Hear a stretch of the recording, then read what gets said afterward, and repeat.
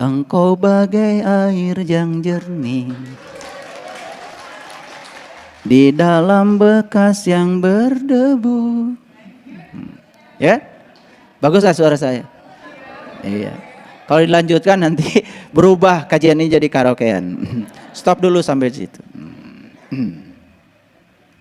Ya. Saya itu senang menyanyikan lagu yang saya menangkap maknanya dalam. Zohirnya kotoran itu terlihat, kesucian terlindung jua. Saya sedang melihat diri saya, tubuh saya yang kotor, tetapi di dalam diri saya ada Dia yang Maha Suci, dan sekotor apapun tubuh saya, kesucian Dia tetap terlindung. Itulah Allah yang Maha Suci.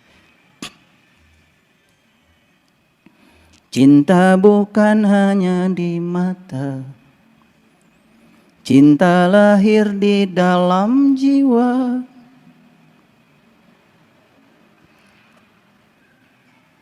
Biarlah salah mereka berkata, biar perbedaan terlihat antara kita. Ku harapkan kau kan terima, walau dipandang hina. Namun hakikat cinta kita, kita yang rasa. Suatu hari nanti pastikan bercahaya, pintu akan terbuka, kita langkah bersama. Di situ kita lihat, bersinarlah hakikat. Debu jadi permata, hina jadi mulia. Bukan hayalan yang aku berikan, tapi keyakinan yang nyata. Saya tidak mau memberikan keyakinan yang hayalan buat kalian, tapi keyakinan yang nyata, yang dapat dibuktikan, yang dapat dialami. Itulah isbatul yakin. Itu paradigma, itu doa, bukan sekedar nyanyi bagi saya. Itu doa yang saya nyanyikan dan kemudian diulang-ulang menjadi kenyataan. Saya tidak mau ngasih keyakinan yang bodong sama kalian.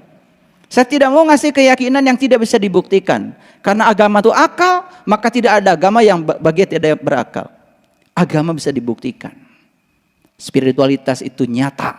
Allah bukan maha gaib, tapi Allah maha nyata bagi mereka yang sudah bisa menyatakan dalam dirinya. Gitu. Jadi ketika saya lahir ke semesta ini, paradigma orang tua saya sudah terbentuk. Ketika saya lahir ke semesta ini, paradigma guru-guru di sekolah yang saya dititipkan di sekolah sudah terbentuk. Ketika saya lahir ke dunia ini, tradisi di masyarakat sudah terbentuk. Tidak ada celah bagi saya untuk menjadi diri saya sendiri. Bagaimana saya bisa meloloskan dari semua kekuatan buta itu? Dan harus mengikuti kekuatan buta itu. Apa yang disebut benar oleh kebanyakan orang, belum tentu itu benar. Apa yang disebut baik oleh kebanyakan orang, belum tentu itu baik. Dan itu dijejakkan di otak saya. Tapi saat itu, saya mengikuti kata hati saya. Saya tidak mau jadi mereka. Bahkan saya tidak mau jadi bapak saya. Saya tidak mau jadi ibu saya. Saya percaya saya adalah tamu agung yang datang ke semesta. Saya percaya kalau Allah punya rencana besar untuk kehidupan saya. Dan saya percaya setiap manusia direncanakan kelahirannya oleh Allah untuk menjadi kepanjangan tangan Allah. Bukan untuk menjadi ibu bapaknya, bukan untuk menjadi guru-gurunya, bukan untuk menjadi imamnya, untuk menjadi pemimpinnya, bukan. Untuk menjadi dirimu sendiri. Pertanyaan yang paling mendasar, apakah sekarang manusia datang ke dunia ini menjadi diri mereka sendiri? Itu pertanyaan besar. Kebanyakan yang saya temukan sekarang, semua menjadi orang lain. Semua menjadi fotokopi. Semua menjadi sintesa dari sebuah fotokopi. Tidak asli. Makanya ciri manusia yang tidak asli tidak punya kesadaran. Boneka manusia bukan manusia. Boneka hewan bukan hewan. Tidak punya rasa, tidak punya kesadaran. Paham sampai di sini? Saya sedang menceritakan diri saya. Bagaimana kita bisa meloloskan dari situ? Cerita tentang kiamat dari kecil sudah menjejali otak saya. Begitu saya sudah besar, bahkan dipesantrenkan oleh bapak saya saat itu tanya kepada guru bahasa Arab saya, apa kiam itu? Kiam itu artinya bangkit. Berarti kiamat adalah hari kebangkitan. Kenapa kiamat selalu dikaitkan dengan hari hancurnya alam semesta ini? Begitu saya sudah besar, saya sudah tahu ilmu astronomi. Ternyata yang semacam bumi, planet yang semacam bumi ini saja jumlahnya mendekati 150 miliar.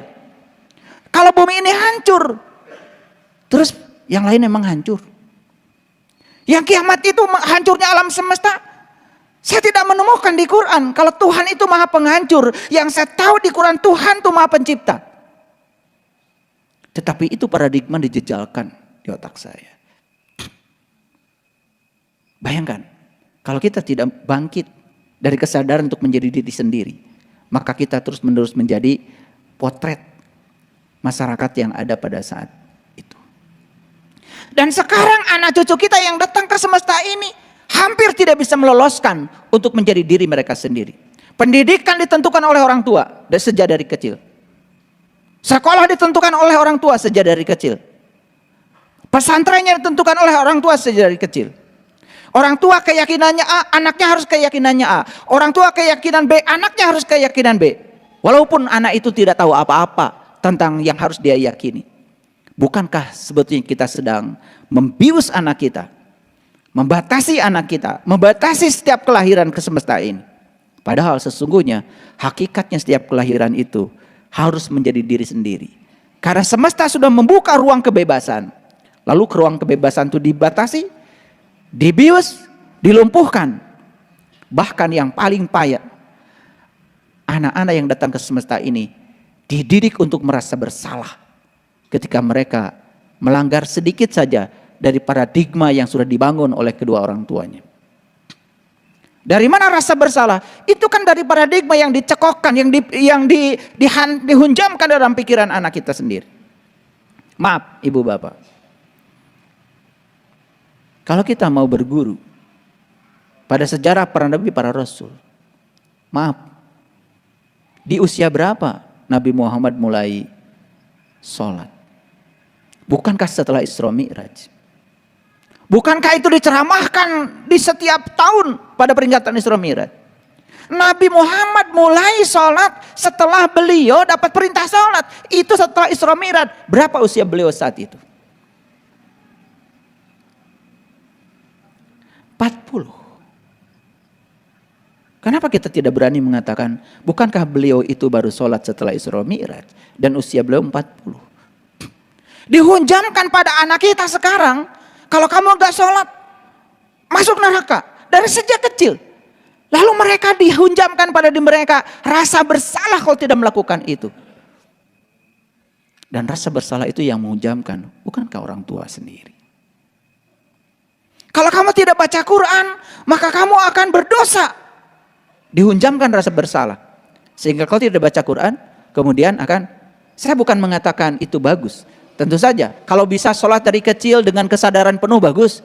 Kalau bisa baca Quran dari kecil bagus. Tetapi kalau mereka hanya mengikuti hasrat dan ambisi orang tua, kan mereka jadi boneka. Mereka jadi korban. Betul apa tidak? Kan tempo hari saya katakan, ada anak yang tidak mau sekolah. Gak apa-apa, gak usah dipaksa. Tetapi nanti kalau sudah santai tanya, kenapa kamu gak mau sekolah? Dengar argumen mereka. Jangan-jangan mereka punya argumen kenapa tidak mau sekolah. Ngerti maksud saya? Dan kita selama ini tidak mau mendengarkan argumen itu. Karena merasa kita punya otoritas untuk menjadikan anak menjadi siapa. Padahal setiap anak datang ke semesta untuk rencana semesta, bukan untuk rencana ibu bapaknya. Bisa jadi niat semesta dengan niat kita sebagai orang tuanya berbeda. Dan ketika kita menyelewengkan niat semesta, sesungguhnya kita sedang menindas anak kita sendiri. Cuman kita tidak sadar. Jadi jangan heran kalau banyak sekarang orang-orang di profesinya merasa stres. Dia tidak mau jadi siapa, tetapi dibuat menjadi siapa oleh orang tuanya. Dan dia melaksanakan pekerjaan tidak sesuai dengan personal jeniusnya. Tidak sesuai dengan bakatnya, tidak sesuai dengan kejeniusan dirinya. Makanya heran kan sekarang banyak orang kerja itu katanya melelahkan. Dari Senin sampai Jumat, Sabtu Minggu menjadi hari untuk liburan. Berarti dari Senin sampai Jumat mereka semua stres, tidak mendapatkan kebahagiaan. Bayangkan. Jadi jangan heran kalau sekarang banyak orang yang penyakitan. Kenapa? Dari Senin sampai Jumat dia bekerja sebagai beban karena dia tidak senang dengan yang dia kerjakan. Baru Sabtu Minggu dia mencari liburan. Itu pun gak jadi. Karena apa? Hanya di pikiran saja, hanya hayalan. Betul? Iya. Bagaimana bisa liburan? Dari rumah mau pergi ke airport, macet sedikit saja pusing. Pengen segera sampai di airport. Di airport ada pengumuman delay, pusing. Pengen segera naik pesawat. Di pesawat ada pengumuman, mohon maaf pesawat tidak langsung bisa mendarat karena ada gangguan cuaca. Stres lagi di pesawat. Pengen segera mendarat. Sudah mendarat, pengen segera masuk hotel. Macet sedikit dari bandara ke hotel, stres lagi. Iraha rek bahagian. Dari Senin sampai Jumat stres, tambah lagi Sabtu Minggu pun stres. Karena apa? Karena dia pikir piknik akan membahagiakan. Padahal dia piknik hanya berangan-angan untuk bahagia. Dia pikir bahagia ada di Bali, dia pikir ada bahagia ada di luar negeri. Tidak. Bahagia ada dalam dirimu. Cara kau berpikir tentang segala sesuatu, bahagia ada di situ. Ngerti maksud saya? Nah dari sini kita kemudian bisa melihat, apakah kita ini sekarang jadi boneka? Saya pernah tanya sama bapak saya, Pak, apakah di zaman Rasulullah ada orang yang baca Quran? Bapak saya menjawab, teu aya. Jang, teu aya. Da can aya teu Quran oge. Tetapi berapa banyak orang yang hari ini membaca Quran selalu mengatakan mencontoh Rasulullah.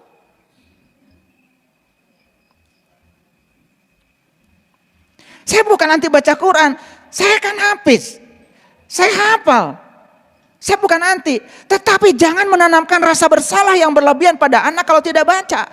Kalau anak tidak mau dan tidak mengerti yang dibaca, cari argumen. Kenapa kamu nggak baca Quran? Jangan-jangan karena anak kita tidak suka. Jangan-jangan karena mereka tidak mengerti. Kalau tidak tertarik, jangan dipaksa. Buat mereka menjadi tertarik. Ajarkan kalau Quran itu hebat. Berarti orang tuanya harus ngerti dong isinya. Orang tuanya juga cuma bisa baca. Bukankah kita sedang menjadikan anak kita jadi boneka? Menjadi manusia mainan kita. Dan kita puas kalau mereka mengikuti apa yang kita mau. Padahal itu belum tentu baik buat anak kita. Makanya kan kemarin saya jelaskan. Ada orang-orang yang berpura-pura baik. Tapi baiknya itu karena aturan. Karena ingin dipandang baik oleh masyarakat, ingin dipandang baik oleh orang lain. Sebetulnya dia itu tertindas karena dia juga melawan hati nuraninya sendiri. Bukan kayak itu boneka. Maaf ya ibu bapak. Ibu bapak dulu disuruh puasa sama orang tuanya gak menentang kayak saya. Kalian tuh memang dasarnya memang berbakat jadi orang soleh. Beda dengan saya. Saya sempat debat tuh sama bapak saya masih ingat itu, udah SMP saya. Udah SMP. Saya cuma bertanya, kenapa Pak harus puasa? Bapak saya baca ayatnya. Kiai. Bismillahirrahmanirrahim. Ya ayyuhalladzina amanu kutiba alaikumusiyam. Wah, kesempatan saya. Karena dibacakan ayat itu saya nanya lagi. Tuh kan? Yang dihaikan orang beriman, Pak. Hai orang beriman, yang dihaikan orang beriman. Lihat, sejak kapan kita iman? Apa kita dihaikan Pak? Bapak saya tambah marah. Bertanya yang gitu aja marah.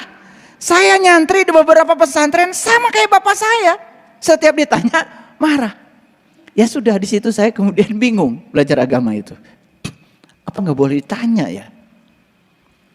Saya baru ketemu jawabannya betapa hebatnya puasa setelah saya ketemu dengan artikel yang ditulis oleh Yoshinori Ohsum, pemenang hadiah Nobel yang meneliti tentang autopagi. Bagaimana mendapatkan protein autopagisom. Ternyata saat kita lapar, tubuh kita itu bisa membentuk namanya protein raksasa yang disebut dengan autopagisom. Dan itu kalau kita bisa berhenti makan dari jam 6, dari jam 4